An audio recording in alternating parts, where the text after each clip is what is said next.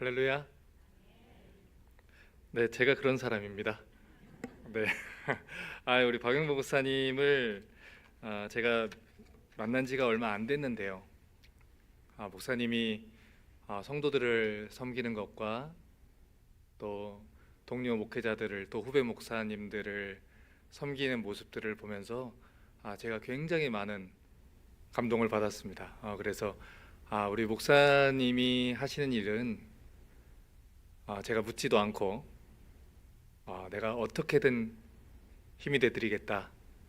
그리고 와서 계속 먹기만 한 것 같아요 오늘. 그래서 밥값하려고 제가 마음을 좀 다잡고 특별히 오늘 이 자리에 저희 교회 또 청년 하나 같이 또 참석했어요. 굉장히 쑥스러워하는 자매이기 때문에 제가 어딘지는 얘기 안 하겠지만 여러분 교회에서 찾아보기 힘든 사람이 그 사람입니다. 네, 어쨌든 너무 또 감사하고 만나서 너무 반갑습니다. 저는 달라스 리스타트 교회를 개척해서 7년 동안 지금 목회를 하고 있는 박형용 목사입니다.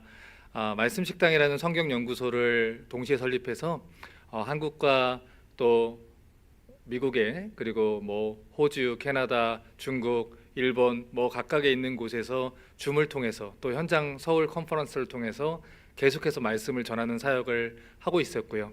그러던 중에 NLMA 이 선교회와 연이 닿아서 이 선교회를 통해서 더 한 발자국 더 하나님 나라 복음을 전할 수 있는 기회를 얻었습니다. 여러분 만나서 너무 반갑고요. 오늘 하나님 말씀 가운데 하나님 큰 은혜 주시기를 바랍니다. 우리 하나님 말씀 잠깐 함께 보겠습니다. 마태복음 13장 31절과 32절입니다. 마태복음 13장 31절과 32절인데 우리 두 절밖에 되지 않습니다. 우리 같이 한 목소리로 합독하도록 하겠습니다. 시작. 또 비유를 들어 이르시되 천국은 마치 사람이 자기 밭에 갖다 심은 겨자씨 하나를 같으니 이는 모든 씨보다 작은 것이로되 자란 후에는 풀보다 커서 나무가 되매 공중의 새들이 와서 그 가지에 깃들이느니라. 아멘. 잠시 기도하겠습니다. 하나님, 주께서 주님의 몸된 백성들을 이 자리에 모으셨으니 왕이신 하나님께서 왕께서 하고자 하시는 말씀을 하시옵소서. 주의 종들이 듣겠습니다. 성령 하나님 이 시간 함께 계셔 주시고 무엇이라 말씀하시던 아멘으로 받아들일 수 있도록 우리 마음을 붙들어 주시옵소서. 우리 주 예수 그리스도의 이름으로 기도합니다. 아멘. 제가 살고 있는 텍사스에는요 블루보넷이라고 하는 예쁜 꽃이 3월만 되면 만개가 돼서 굉장히 아름답게 핍니다. 제가 사진을 좀 보내드렸는데 띄워주실 수 있을까요? 네. 해마다 이 텍사스는 이 블루보넷으로 가득 덮이게 되고요. 그러면 수많은 사람들이 길가에다가 차를 대고 다 가족 사진을 찍으려고 밖에 나가게 돼요. 그래서 저는 해마다 이 블루보넷을 볼 때마다 항상 그 생각을 합니다. 어떻게 하나님은 저 넓은 땅에 있는 저런 식물들을 해마다 저렇게 아름답게 피게 하실 수 있을까? 하나님 어떻게 저렇게 이 귀한 식물들을 한치도 틀림없이 잘 자라게 하실 수 있을까? 사실 저는 이 식물을 기르는 데는 굉장한 마이너스 손입니다. 우리 마블 영화 좋아하시는 분 계시겠지만 마블 영화의 테노스가 손가락 한번 튕기면은 반이 죽잖아요. 전 다 죽입니다. 그 정도로 저는 제가 손대면 깻잎도 죽습니다. 네, 허브도 죽고요. 다 시들시들 다 죽습니다. 그런데 3년 전에 제가 가족들과 함께 한국에 나갈 일정이 있었는데 제가 그 유혹을 참지 못하고 3월에 이 마트에 있는 토마토랑 허브랑 이런 것들을 모종들을 제가 가득 가져다가 저희 집에다가 이렇게 다 심어둔 거예요. 그리고 나름 정말 사랑과 정성을 가지고 잘 돌보다가 한국 가는 날짜가 됐습니다.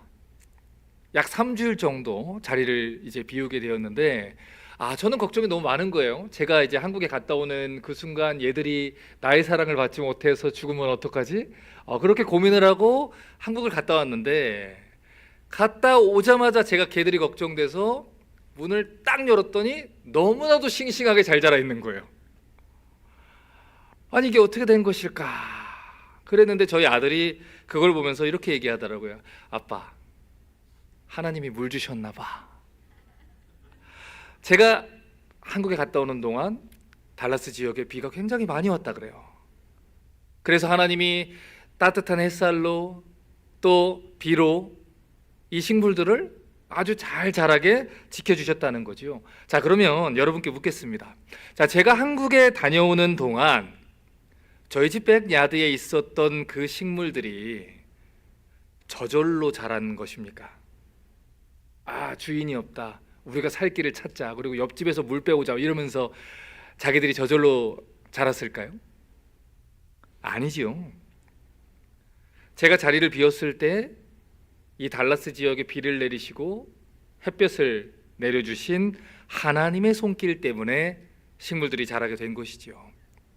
요한복음 15장 1절을 보니까 하나님 아버지가 어떤 분인지 비유로 설명하신 아주 중요한 내용이 하나 나옵니다. 나는 참 포도나무요, 내 아버지는 무엇이라 했습니까? 농부라고 했어요. 여러분, 성경은요 하나님을 가리켜서 농부라고 얘기를 합니다. 그리고 우리 크리스천들은 농부이신 하나님에 의해서 돌봄을 받는 땅으로 비유가 되지요. 자, 그러면 여러분, 땅이 스스로 열매를 맺을 수 있나요? 아니죠. 농부가 씨를 뿌릴 때 물을 주고 정성껏 거름을 주고 정성껏 돌봐줄 때 비로소 그 땅은 열매를 맺게 되는 것입니다. 자, 그런데 오늘 예수님께서 하나님을 어떤 존재로 비유를 하셨습니까? 농부라고 비유를 했다라는 거예요. 예수님 당시에 이스라엘의 문화는 명예 문화입니다. 체면 문화예요. 누군가가 자기의 일을 잘 해내면 그 사람은 명예를 얻고요, 자기의 일을 잘 해내지 못하면 그 사람은 수치를 얻습니다. 자, 그러면 농부라는 직업적 특성상 농부의 명예는 어떻게 해야 얻을 수 있겠습니까? 농사를 잘 지어야 되는 것입니다. 자신의 땅에다가 귀하고 비싸고 가치 있는, 그리고 열매를 많이 맺는 식물들을 심어서 결실을 잘 맺을 때, 결과물을 잘 뽑아낼 때 농부는 저 농부는 참 대단한 베테랑이다, 그렇게 명예를 얻게 되었다라는 것이지요. 자, 그런데 오늘 우리가 읽은 이 본문을 보면 어딘가 굉장히 이상한 농부의 모습을 하나 발견하게 된다라는 거예요. 마태복음 13장 31절 32절 다시 봅니다. 또 비유를 들어 이르시되 천국은 마치 사람이 자기 밭에 갖다 심은 겨자씨 하나 같으니 이는 모든 씨보다 작은 것이로되 자란 후에는 풀보다 커서 나무가 되매 공중의 새들이 와서 그 가지에 깃들이느니라. 한 농부가 자기 밭에다가 겨자씨 하나를 가져다 옮겨 심었습니다. 그런데 그 작은 겨자씨가 그 땅에 옮겨 심어진 후에는 자라나서 주변에 있는 모든 나물들보다 커지고 큰 가지를 내서 공중의 새들이 거주할 만큼 커졌다라는 비유지요. 많은 사람들이 이 겨자씨 비유를 해석을 할 때 겨자씨가 엄청나게 커졌다, 여기에만 초점을 두고 해석하는 경향이 있습니다. 하나님 나라는 그만큼 폭발적으로 확장되는 성질과 힘을 가지고 있다라는 것이지요.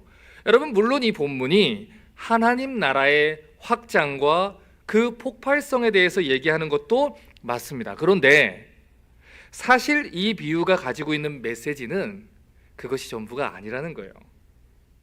본문이 가지고 있는 메시지를 그 당시 예수님 당시의 문화적인 배경과 더불어서 해석을 하면 우리는 굉장히 깊은 메시지를 찾을 수가 있습니다. 먼저 오늘 읽은 이 겨자씨 비유를 다루기 위해서는 겨자씨가 뭔지를 좀 알아야 되지요. 겨자씨 사진을 좀 보여주세요. 이 겨자씨는요 굉장히 작은 머스타드 씨드입니다. 그런데 이 작은 겨자씨가 땅에 심겨져 자라면 저렇게 노란색 겨자꽃을 피우게 돼요. 그런데 이 겨자꽃은 팔레스타인 땅에서, 특별히 이스라엘 갈릴리 지역에서 흔하게 볼 수 있는 들풀입니다. 자, 그러니까 우리 한국 사람의 정서로 얘기하면 민들레 정도로 보시면 정확합니다. 이스라엘 도처에 있는 산이나 평지에 가면 흔하게 볼 수 있는 것이 바로 이 겨자꽃이라는 들풀이라는 것이죠. 자, 그런데 오늘 본문을 보니까 어떤 농부가 그런 들풀을 자기의 밭에다가 옮겨 심었다. 그리고 이것이 천국과 같다. 이것이 하나님 나라 같다라고 얘기를 했다라는 거지요. 자, 그러면 생각을 해보지요. 왜 도대체 어떤 점에서 이 비유가 하나님 나라와 관련이 있겠습니까? 방금 전에 말씀드렸듯이 이 겨자꽃은 예수님 당시 이스라엘에서 굉장히 흔하게 볼 수 있었던 들풀입니다. 자, 무슨 말이냐면 그 누구도 겨자꽃을 얻기 위해서 자기의 땅에다가 나는 겨자꽃이 너무 예쁘더라, 그러니 그 들꽃을 와서 옮겨 심어야 되겠다, 자기 밭에다가 심는 사람은 한 사람도 없었다라는 거예요. 밖에 나가면 천지에 깔린 것이 겨자꽃입니다. 그러면 그냥 후두둑 따오면 되는 것을 뭐하러 그걸 가져다가 내 밭에다가 심겠습니까? 게다가 예수님 당시에 이스라엘은 로마의 식민지였어요. 땅도 이미 다 뺏겨서 대부분의 사람들이 로마의 소장농이 됐고요. 그나마 땅에 있었던 사람들도 땅이 귀했기 때문에 그 작은 땅에다가 어떤 씨앗을 심을 때는 효율성과 또 열매의 가치를 따지면서 식물을 심는 것이 상식입니다. 자, 그러니까 이왕이면 값이 나가는 식물들을 심는 것이 상식이었다라는 거예요. 그런데 그런 어려운 시대에 어떤 사람이 자기의 얼마 되지 않는 그 귀한 땅에다가 길에 널려 있는 들풀을 심었다라는 것입니다. 특별하지도 않고요, 흔한 얼마든지 널려 있는 그 겨자씨 하나를 자기의 땅에다가 옮겨 심어 주었다라는 것이지요. 자, 그러면 명예문화인 이스라엘에서 이 농부는 사람들로 하여금 어떤 평가를 받았겠습니까? 형편없는 농부구만. 사람들한테 비난받았을 거예요. 손가락질 당했을 겁니다. 정신이 이상한 게 아니냐, 아니 어떻게 저 귀한 땅에다가 저 들풀을 옮겨다가 심느냐, 그렇게 농부를 비난을 했을 거라는 거죠. 그런데 지금 예수님은 하나님의 나라가 바로 이와 같다라고 얘기를 했다라는 거예요. 여러분, 일반적인 사람들의 시선에서 생각할 때는요, 겨자씨를 귀한 땅에다가 옮겨 심는 것은 멍청한 짓입니다. 씨앗을 심을 수 있는 땅이 얼마 없기 때문에 그 겨자씨를 심어버리면 다른 씨앗을 그 땅에 심을 수가 없어요. 그러니 그것은 땅을 낭비하게 되는 것과 같은 것이지요. 여러분, 하지만 이 겨자씨의 입장에서 봤을 때는 어땠습니까? 오늘 이 겨자씨는요, 말도 안 되는 선택을 받은 거예요. 말도 안 되는 선택을 받아서 주인의 밭에 옮겨 심어지고 그곳에서 주인의 사랑과 관심과 돌봄을 받게 된 것이지요. 들꽃으로 있을 때는 누구도 주목하지 않았습니다. 누군가가 꺾어버려도, 누군가가 짓밟는다고 해도 돌볼 사람이 없는 그런 들풀에 불과했어요. 그런데 주인의 땅에 옮겨 심어지고 그 밭에 주인이 사랑과 관심을 가지고 돌봤기 때문에 달라진 가치를 이 들꽃이 가지게 되었다라는 것입니다. 물론 여전히 다른 사람들에게 있어서 이 겨자씨는 쓸데없이 옮겨진 들풀에 불과합니다. 그 주인은 어리석은 선택을 한 사람이 분명할 거예요. 하지만 그 겨자씨는 주인의 밭에 옮겨 심어졌다라는 이유로 주인에게 특별한 가치를 가졌다라는 것이지요. 왜 그렇습니까? 주인이 선택했기 때문이에요. 처음에 저는 텍사스로 유학을 왔습니다. 텍사스의 이 코스트코에 갔더니 딸기가 쫙 깔려 있는 거예요. 여러분, 한국은 이 딸기 값이 비싼데 이 텍사스의 딸기 값이 굉장히 저렴하고 또 이 딸기 향이 너무 진해서 딸기를 너무 좋아하는 저희 아내가 딸기를 이 장바구니에 4팩이나 담아서 신나서 가지고 왔습니다. 자, 그런데 저희가 텍사스에 온 지 얼마 안 돼서 모르고 있었던 것이 있어요. 텍사스 딸기는 별명이 있습니다. 딸기 향이 나는 채소다. 네, 무와 오이의 중간쯤, 네, 그쯤 됩니다. 그래서 저희 텍사스 사람들이 그렇게 초콜릿에다 디핑해서 먹는 거예요. 그래서 누군가가 이 달라스에는 한국 품종의 딸기를 가져왔다. 그러면 그분은 굉장한 귀빈 취급을 받습니다. 자, 여러분 생각해 보십시오. 겨자씨를 밭에다가 옮겨 심었다고 해서 겨자씨가 귀한 딸기로 바뀌는 것이 아닙니다. 겨자씨는요, 그냥 겨자씨일 뿐이에요.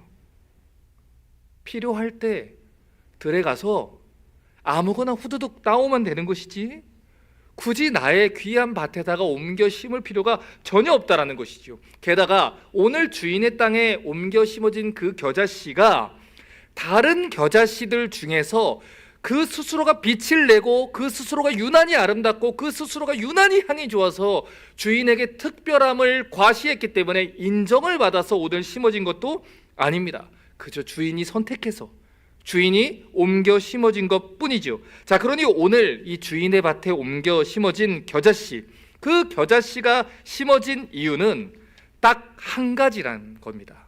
주인이 뭘 했기 때문에?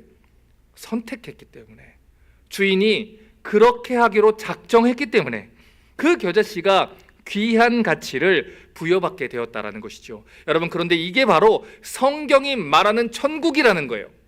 이게 바로 성경이 말하는 은혜로 주어진 구원의 원리라는 것이지요. 여러분, 우리가 종종 그런 얘기 하지 않습니까? 사람 고쳐 쓰는 거 아니다. 사람 참 변하지 않는다. 저 스스로도, 여러분 스스로도 우리가 하나님 앞에서 내가 목사의 옷을 입고 있지만 여전히 내가 예수 그리스도를 주인으로 고백하기 전에, 거듭나기 전에, 하나님이 자녀로 삼아주기 전에 있었던 그 악한 모습, 그 추한 모습이 우리 안에 여전히 있다는 것을 여러분 우리가 알고 있지 않습니까? 우리가 가정에서, 우리가 아내와 자녀들을 대할 때, 성도들이 없는 그 자리에서 우리의 형편없고 추악하며 실망스러운 모습들을 발견하며, 하나님, 내가 아직도 이 모양입니다. 하나님, 내가 어떻게 해야 되겠습니까? 하나님, 내가 하나님 말씀을 들었고 바꿔보려고 애를 썼는데, 주님의 말씀대로 열매 맺기 원했는데 또다시 하나님, 내가 하나님 앞에 범죄했습니다. 그렇게 흐느끼며 울며 부르짖었던 적 없으십니까? 전 많습니다.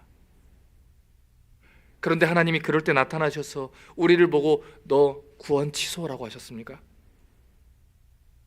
열매가 없는데, 향기 나는 열매가 없는데 나는 딸기 향만 나는 무 같은 존재인데, 그런데 하나님이 나를 보고 와서 네가 이럴 줄 몰랐다. 너 내가 잘못 봤구나. 그렇게 말씀하지 않으시고 오늘도 하나님의 자녀라는 이유로 하나님의 말씀을 듣게 하시는, 주인의 밭에서 주인의 돌봄을 받도록 은혜를 베풀어 주신다는 것이지요. 여러분, 그런데 그 모든 은혜는 주인의 선택에 따른 것이고요, 주인과의 관계를 통해서만 주어진다라는 거예요. 다시 말해, 오늘 주인의 땅에 옮겨진 이 겨자씨의 가치는 절대로 주인과의 관계와 분리해서는 설명이 안 된다라는 것입니다. 오늘 성경은 구원받은 우리가 이 겨자씨와 같다라고 얘기를 해요. 들풀과도 같았던 우리가 하나님 나라에 옮겨져서 심겨지게 된 이유, 우리가 주님을 만난 그날따라 우리가 아름다운 열매를 맺어서, 너 오늘 예쁘구나, 너 오늘 구원받자, 너 우리 집 가자, 그래서 구원을 받은 것이 아니라, 우리는 여전히 그때도 들풀 같았고 오늘도 들풀 같은데 하나님이 우리를 주목하여 보셨고 하나님이 우리를 사랑하셨고, 하나님이 우리를 선택하셨고, 하나님이 우리를 기뻐하셔서 하나님이 그 기쁜 마음으로 우리를 당신의 은혜의 나라에 옮겨 심어 주셨다라는 것이지요. 여러분, 이것이 성경이 말하는 구원의 원리라는 거예요. 골로새서 1장 13절과 14절은 이렇게 말하지요.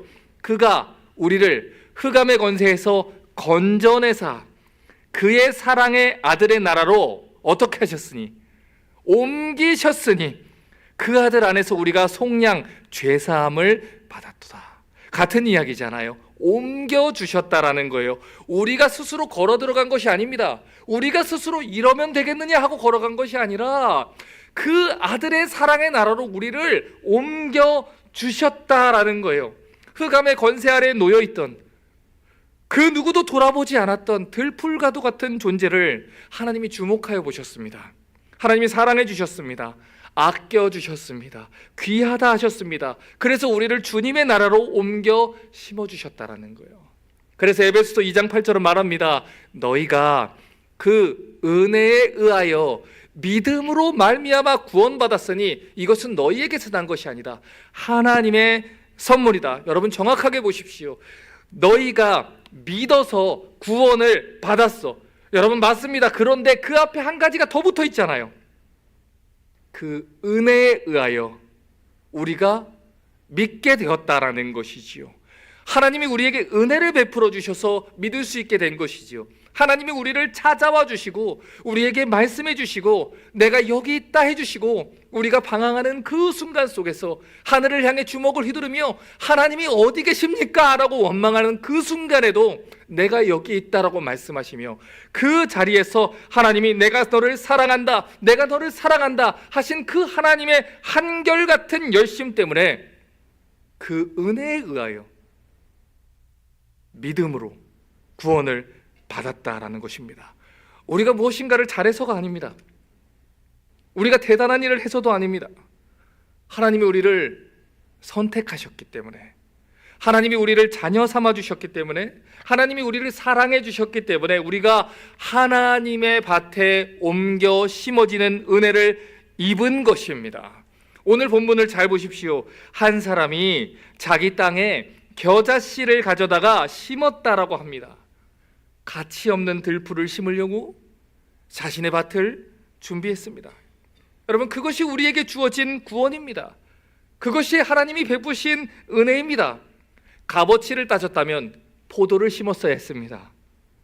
효용성을 따졌다면 올리브 나무를 심어야 했습니다. 그런데 들에 있는 겨자씨 같은 나를, 그런 우리를 선택해서 하나님의 나라에 심어 주셨다라는 것이지요. 로마서 5장 8절은 우리가 어떤 상태에 처했을 때 하나님이 우리를 하나님 나라에 옮겨 심어주었는지 말합니다. 우리가 아직 연약할 때. 로마서 5장 8절은 또 말합니다. 우리가 아직 죄인 되었을 때. 로마서 5장 10절은 또 말합니다. 우리가 원수 되었을 때 하나님의 은혜를 입었다라는 것이지요. 한결같이 성경은 얘기합니다. 우리는 우리의 자격 때문에 구원을 받은 것이 아니라는 거예요. 우리는 사랑받을 만해서 사랑받은 사람들이 아니라는 거예요. 선택받을 만해서 선택받은 사람들이 아니라는 거예요. 하나님의 자비하심과 긍휼하심이 무궁하셔서, 그분이 우리를 넘치도록 사랑하셔서, 그분의 은혜에 근거해서 우리의 구원이 이루어졌다라는 것입니다. 여러분, 예수님이 이 땅에 오셔서 주로 만나러 다니신 사람들이 어떤 사람들입니까? 세리입니다. 죄인입니다. 창녀입니다. 나병 환자입니다. 소경입니다. 중풍병자입니다. 안진뱅이입니다. 거지입니다. 그 당시 사회에서 도태되고 천대받는 사람들이었습니다. 그 당시 사람들의 인식 가운데 저 사람이 하나님 앞에 큰 범죄를 저질렀기 때문에 하나님께 저주를 받아서 저렇게 된 것이다 라고 인식을 받았던 그런 사람들입니다. 그런데 하나님 그런 사람들을 찾아가셔서 그런 들풀과도 같은 인생을 주님의 밭에 옮겨 심어주셨다라는 것이죠. 세력과 힘으로 시대를 바꾸려고 하셨다면 대제사장을 만나서 설득하셔야 했지요. 로마의 황제를 만나서 이스라엘을 놓아라 라고 얘기를 하셔야 했죠. 집권층을 만나셔야 했지요. 권세 잡은 자들을 만나셔야 했지요.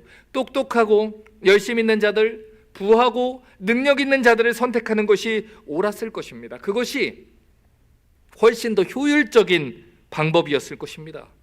그런데 예수님 그렇게 하지 않습니다. 하나님 나라를 확장하는 예수님의 방법은 겨자씨 같은 나를 옮겨 심어주셔서 나로 인하여, 그 하나님의 사랑을 받은 나로 인하여 복음이 온 세계에 전해지게 하는 것이었습니다. 방금 전에 제가 유대 문화는 명예 문화라 했습니다. 체면 문화라 했습니다.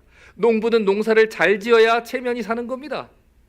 열매를 많이 수확해야 명예를 얻는 것입니다. 여러분, 그런데 그 농부가 아무 쓸데없는 들풀을 가져다가 심었다라고 한다면 얼마나 많은 조롱을 받았을까요? 그런데 밭의 주인이신 하나님이 우리를 밭에 옮겨 심기 위해서 기꺼이 그 수치를 감당하셨다라는 거예요. 왜 하나님이신 주님이 십자가에서 발가벗겨져 모욕을 당하셔야 했습니까? 왜 하나님이신 우리 주님이 내가 받아야 할 형벌들을 받으셔야 했습니까? 왜 십자가에서 내가 받아야 했던 저주를 대신 받으셔야 했습니까? 여러분, 그것만이 하나님이 우리를 하나님 나라에 옮겨 심을 수 있는 유일한 방법이었기 때문입니다. 그 일을 위해 주님이 기꺼이 지나가는 사람들로 하여금 머리를 흔들며 조롱하며 그곳에서 내려와 봐라, 이 형편없는 농부야라는 조롱을 감내하셔야 했던 것입니다. 그런데 우리 예수님의 삶을 생각해 보십시오. 산과 들을 다니셨습니다. 들풀과도 같은 인생들을 찾아다니셨습니다. 나병 환자를 찾았습니다. 혈루증 여인을 만나셨습니다. 걸어서 광인을 만났습니다. 세리와 죄인들을 만났습니다. 손과 발에 상처를 입으며 그런 들풀과도 같은 존재들을 찾아 한아름 품에 안고 돌아와 주님의 밭에 옮겨 심으셨습니다. 들풀과도 같은 존재임에도 불구하고, 하나님을 떠난 죄인임에도 불구하고 그런 우리를 찾으시러 들로 산으로 나가셔서 우리를 가득 껴안고 주님의 나라에 옮겨 심어주셨다라는 것입니다. 이제 오늘 설교 내용을 한번 정리해 보죠. 성경은 구원받은 우리를 들풀이라고 부릅니다. 그런데 그냥 들풀이 아니라 하나님의 은혜를 입은 들풀입니다. 우리를 죽기까지 사랑하신 예수 그리스도의 사랑을 입은 들풀이라고 말합니다. 저희 딸이 4살 때 인형 하나를 잃어버렸습니다. 지금은 기억하고 있는지 모르지만 옆집 목사님 사모님이 몇 대를 거쳐서 이 집 저 집에서 물려다가 이제 언니 가져가다 놀지 않으니까 네가 놀아라 라고 주신 핑크색 토끼 인형이었어요. 그런데 몇 집을 거치다 오다 보니까 분명히 핑크색이었던 것 같은데 핑크색 같은 흔적만 남은 그런 인형이었습니다. 그런데 저희 딸이 깡총이라는 이름을 붙이고 그 인형을 너무 사랑했어요. 그래서 잠잘 때 그 인형이 없으면 잠을 자지를 못했습니다. 그런데 아빠가 볼 때는 너무 먼지도 많고요, 낡았고요, 더럽고요, 누더기 인형이었어요. 그냥 다른 사람들이 놀다가 이제 마지막에 버려야 되는 그런 인형이었어요. 그런데 우리 딸은 그 인형이 없으면 안 된다라는 거예요. 그래서 제가 얘기했습니다. 딸, 아빠가 똑같은 걸로 새 거 사줄게. 그러니까 이거는 버리자. 그런데 울고 불고 난리가 난 거예요. 여러분, 그럼 묻겠습니다. 분명히 제가 보는 인형과 제 딸이 보는 인형이 같은 인형 아닙니까? 그런데 같은 인형을 보면서 제가 그 인형에게 정한 가치와 제 딸이 부여한 가치가 달랐다라는 거예요. 제가 보기에는 낡고 낡은 누더기 인형입니다. 그런데 저희 딸에게는 세상에 어떤 인형들을 가져다 줘도 바꾸지 않는 소중한 인형이었다라는 거예요. 무슨 말씀입니까? 가치라는 개념은요, 언제나 그냥 비싸거나 사치스럽거나 세상 사람들이 내리는 가치와 평행하게 누군가에게 존재하는 그런 개념이 아닙니다. 쉽게 말하면 그게 비싸다고 해서 나에게 귀하고 싸다고 해서 나에게 귀하지 않은 것이 아니라는 것이지요. 여러분, 예를 들어 저는 차 문을 많이 열고 다닙니다. 그래서 예전에 LA 출장을 왔을 때 일주일 동안 게러지 문을 열고 갔다 온 적이 있어요. 그런데 뭐 훔쳐갈 것이 없기 때문에 아무것도 안 훔쳐갔어요. 저는 실제로 차를 잃어버려도 그렇게 별로 슬퍼할 사람은 아닙니다. 뭐 차가 좋은 차가 아니기 때문에 뭐 그렇지만, 그런데 저는 제가 가지고 있는 이 성경을 잃어버리면 너무 슬퍼할 것 같아요. 제가 언젠가 무엇인가를 잃어버리고 미친 사람처럼 소리를 지르면서 뛰어다녔던 기억이 하나 있습니다. 2017년도에 제가 콜로라도에 있는 이케아 매장에서 성도들 생일 선물을 좀 골라야 되니까 동생 좀 보고 있어라 라고 저희 딸한테 얘기하고 딱 1분 지났는데 아들이 사라졌습니다. 여러분, 혹시 자녀 잃어버려 보신 분 계십니까? 계셔요? 나중에 저랑 커피 한잔 하시면서 제 마음 공감하실 거예요. 제가 그 미장에서 정말 미친 사람처럼 소리 지르고 다녔어요. 이 커다란 사람이 이케아 매장을 뛰어다니면서 하라마 하라마 소리를 지르고 다니니 옆에 직원들이 제발 진정하라고 진정하라고. 여러분, 진정이 되겠습니까? 아이를 찾는 그 5분 동안이요, 저는요 세상에서 가장 절박하고 가장 정신 나간 것 같은 그런 순간을 저는 보냈습니다. 여러분, 자녀들을 기르실 때 내 자녀가 옆집 자녀보다 조금 공부 못하고 옆집 자녀보다 좋은 직장에 들어가지 못했고 옆집 자녀보다 외모가 아름답지 못하고 또 옆집 자녀보다 효도를 좀 덜 한다고 해가지고, 여러분, 그런다고 해서 옆집 자녀하고 자녀를 바꾸신 분 계십니까? 그럼 혹시 미래에 바꾸실 분 계십니까? 자녀란 그런 것입니다. 그럼 묻겠습니다. 여러분, 하나님 자녀 아니십니까?